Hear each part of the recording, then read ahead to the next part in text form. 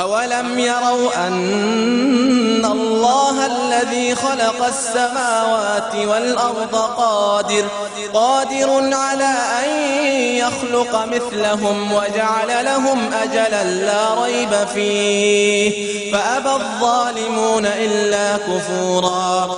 قل لو أنتم تملكون خزائن رحمة ربي إذا لأمسكتم خشية الإنفاق وكان الإنسان قتورا.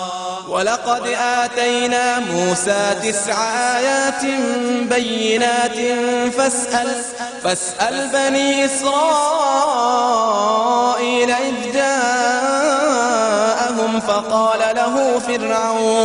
فقال له فرعون إني لأظنك يا موسى مسحورا. قال لقد علمت ما أنزل هؤلاء إلا رب السماوات والأرض بصائر وإني لأظنك يا فرعون مثبورا. فأراد أن يستفزهم من الأرض فأغرقناه ومن معه جميعا. وقلنا من بعده لبني إسرائيل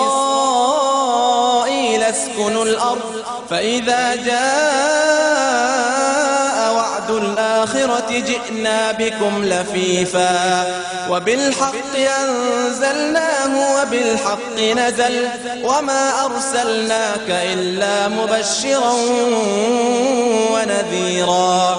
وقرآنا فرقناه لتقرأه على الناس على مكث ونزلناه تنزيلا. قل آمنوا به أو لا تؤمنوا إن الذين أوتوا العلم من قبله إذا يتلى عليهم يخرون للأذقان سجدا ويقولون سبحان ربنا إن كان وعد ربنا لمفعولا ويخرون للأذقان يبكون ويزيدهم خشوعا. قل ادعوا الله أو ادعوا الرحمن أيما تدعوا فله الأسماء الحسنى ولا تجهر بصلاتك ولا تخافت بها وابتغ بين ذلك سبيلا. وقل الحمد لله الذي لم يتخذ ولدا ولم يكن له شريك في الملك ولم يكن له ولي من الذل وكبره تكبيرا.